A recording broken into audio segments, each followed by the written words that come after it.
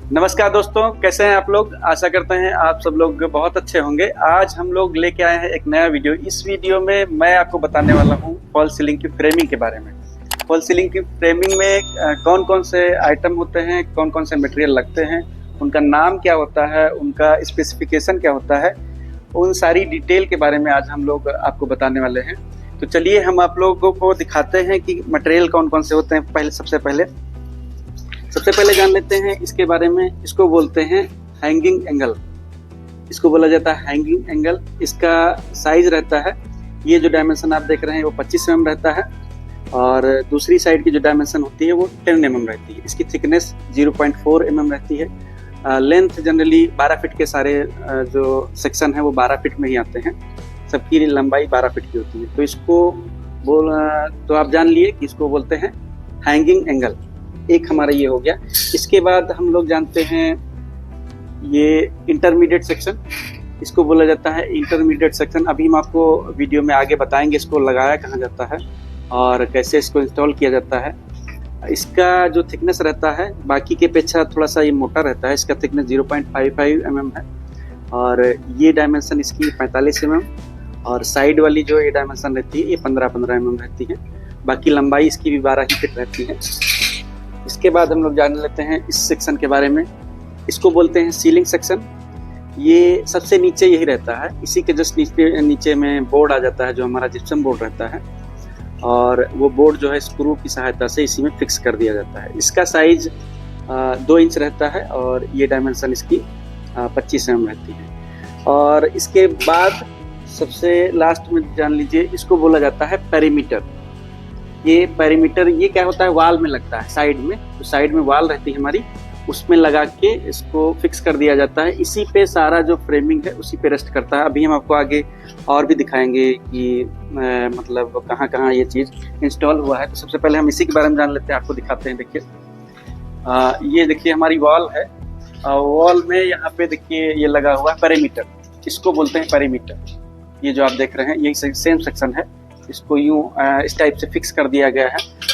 PVC की गुल्ली लगा के और उसको पेच लगा के वॉल में फिक्स कर दिया जाता है। फिर इसके बाद में इसके ऊपर रेस्ट करता है हमारा इंटरमीडिएट सेक्शन। ये जो आप देख रहे हैं इसको बोलते हैं इंटरमीडिएट सेक्शन। आइए हम आगे भी आपको दिखाएंगे। यहाँ तक गया हुआ हमारा इंटरमीडिएट सेक्शन,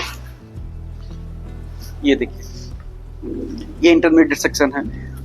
और इसके बाद क्या है कि ये जो इंटरमीडिएट सेक्शन रहता है हमारा, इसको हम लोग हैंग करते हैं एंगल, जो हैंगर एंगल होता है हमारा उसकी सहायता से। हैंगर एंगल को इंटरमीडिएट सेक्शन से कर देते हैं, और हैंगर एंगल को सबसे पहले इसको इस क्लीट बोलते हैं। इसको हैंगर क्लीट बोला जाता है। ये जनरली जीआई का ही रहता है। जीआई की एक पत्ती एल शेप में रहती है। इसमें ऊपर में फास्टनर हमारा लग जाता है, यूँ ऐसे ये सीलिंग में फास्टनर लग जाएगा, और इसमें ये क्लिप टाइट हो जाएगी स्क्रू की सहायता से। और फिर इसके बाद में हमारा जो हैंगर एंगल होता है वो इसी में फिक्स हो जाता है। हैंगर एंगल ये हैंगर एंगल है। इसको नट बोल्ट की सहायता से इसमें ऐसे ही टाइट कर दिया जाता है। एक यहाँ नट बोल्ट लग जाएगा, एक यहाँ लग जाएगा, और ये हैंग हो जाएगा। और ये हैंगर एंगल जो है फिर बाद में इंटरमीडिएट सेक्शन आ जाता है। इसके नीचे देखिए यहाँ पे लगाया है वो सेम ऐसे ही। देखिए ये ऊपर में जो आपको दिख रहा है वो क्लिट है, हैंगिंग क्लिट बोलते हैं उसको। फिर उसके बाद में ये हमारा हैंगर एंगल है। हैंगर एंगल फिर ये इसमें इंटरमीडिएट सेक्शन में फिक्स कर दिया गया है। इस इंटरमीडिएट सेक्शन को उसके नीचे ये सीलिंग सेक्शन है। सीलिंग सेक्शन को एक कनेक्टिंग क्लिप की सहायता से फिक्स कर दिया गया है। ये कनेक्टिंग क्लिप होती है। इसको कैसे फिक्स करते हैं,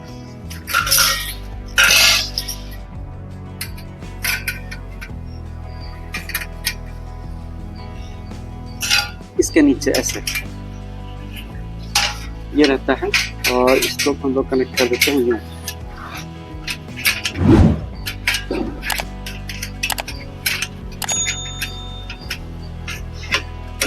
ऐसे लग जाता है। फिर इसको स्क्रू ड्राइवर की सहायता से इसमें फंसा दिया जाता है इस साइड में। अभी हमारे पास स्क्रू ड्राइवर नहीं, तो इसको हम फिक्स करके आपको नहीं दिखा सकते हैं, लेकिन ये स्क्रू ड्राइवर की सहायता से साइड में फिक्स हो जाता है। फिर क्या होता है, ये ऐसे ही हैंग हो जाता है।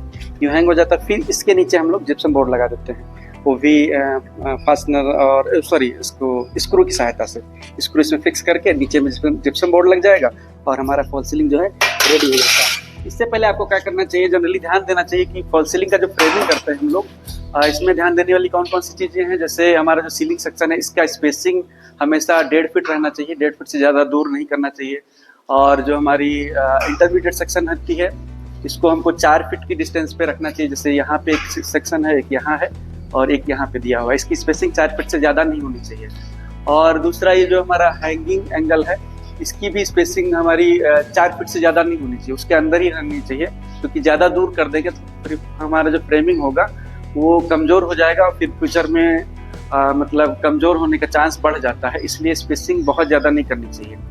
और क्या है कि फ्रेमिंग जब भी आप करें तो उससे पहले जितने भी आपके इलेक्ट्रिकल वर्क हैं, फायर का वर्क है और एसी का वर्क है, उसकी डक्टिंग वगैरह कंप्लीट कर लें, क्योंकि फ्रेमिंग हमेशा नीचे रहती, बाकी फिटिंग की जो होती है उसके नीचे ही हमेशा रहती है। जैसे देखिए हमारा ये एसी का डक्टिंग हुआ, पाइपिंग हुआ है, एसी के जो कॉपर पाइप होते हैं उनको यहाँ पे लेइंग कर दिया गया है, एसी का पाइप है। और ये फायर का पाइप आपको रेड कलर का दिख रहा होगा। ये सारी जो फिटिंग्स रहती है ये फॉल सीलिंग के फ्रेमिंग के जस्ट ऊपर रहती है। तो फ्रेमिंग तभी स्टार्ट करना चाहिए जब ये सारी फिटिंग हो जाए। और एसी का भी जैसे जो हमारा लाइटिंग वगैरह होगा तो सारे पाइप इसी के ऊपर जाते हैं, तो इसलिए सारी पाइपिंग वगैरह करने के बाद आप फ्रेमिंग कर लीजिए ताकि हमको डिस्टर्बेंस ना हो काम करते टाइम में। फिर सारे वायर वगैरह जो भी आपको डालना है वो डाल लीजिए।